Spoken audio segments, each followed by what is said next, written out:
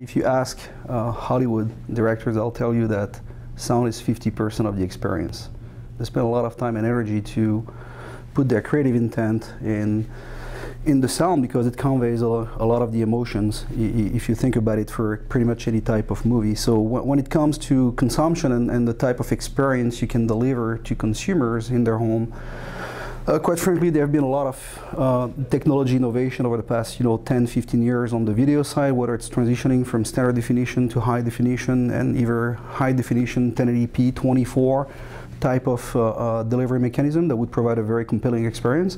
And quite frankly, in the eyes of consumers, their reference, their standard today is Blu-ray. That's what you get in your home. And Blu-ray delivers as well, multi-channel audio, surround sound audio, but that's just the tip of the iceberg. Over the past 5 years, we've seen a lot of activities towards providing the same type of experience outside of the living room, on the go, in the bus, or in a different room on portable devices. And the same way, consumer expectation actually, stepped up. They had the first generation of tablets that would support, standard definition, and then, Apple and many others, and Amazon released devices that could support high definition video. Well, consumer demanded to have the same type of experience, but it was a very flat experience when you think about it, because, well, we're getting stereo audio only.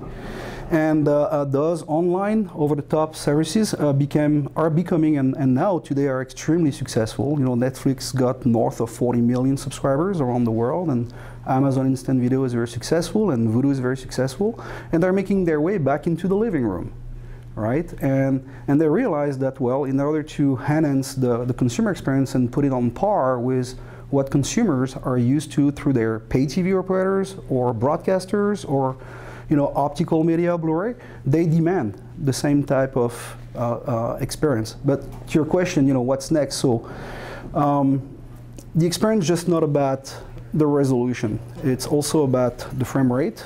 And there are a number of things that you can do as well that you can leverage from providing a more immersive, lifelike experience, either on the audio side or on the video side as well, and I'll talk briefly about that a little bit later. On the audio side, I don't know if you know, but Dolby recently launched a new format for theatrical content called Dolby Atmos, and we have about 600 theaters equipped with that technology around the world.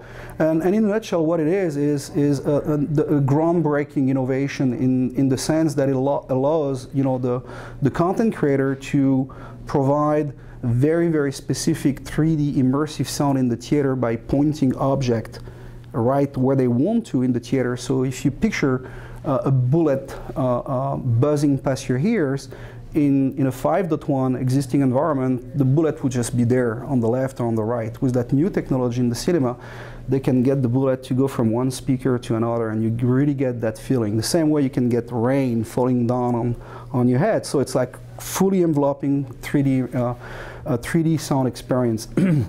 And obviously, that being successful, the next logical question we get is, how can I get that in my home? So we're working in delivering the same type of immersive experience to consumers in the home, so that could be a terrific complement not only to existing HD type of services, but obviously 4K. It just puts you inside the picture, puts you inside the sound, and you feel more connected to what's happening in the movie. The next opportunity for operators and content providers around the world is what can we do truly to personalize the experience. There is that big drive for people to consume on their tablet, on their phone, and that's a truly personalized experience. But again, when you think about it, what you get when you watch a sport event is very flat. It's the mix that has been done in the studio, and it's the same audio experience and the same overall experience for everyone.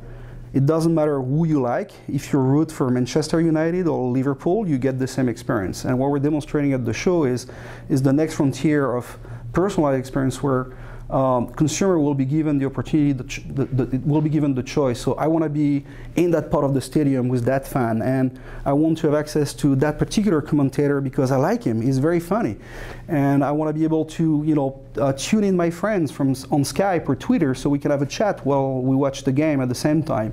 So again, bring the next level of connecting the the consumer to the content in a very emotional way. As any groundbreaking technology innovation, it's a multi-year type of rollout that you are contemplating, because you have to enable all the different pieces in the ecosystem, from the creation of the content to the authoring, editing of the content, the distribution of the content, and the playback of the content. So we have to touch all those points in the ecosystem, and we're making very good progress, but you're kind of like looking at probably a couple of years or maybe before, but it's not something you're going to find available on your home theater or online platform in the next couple of weeks. So again, multi-year type of deployments.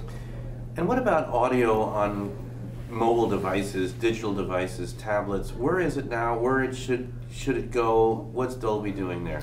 Oh, that's another great question. We like that. It's really straight into the heart of what we do at Dolby again, and again, it's a flat experience. You get stereo out of those devices, and people tend to. They don't know what they can get until they get exposed to it.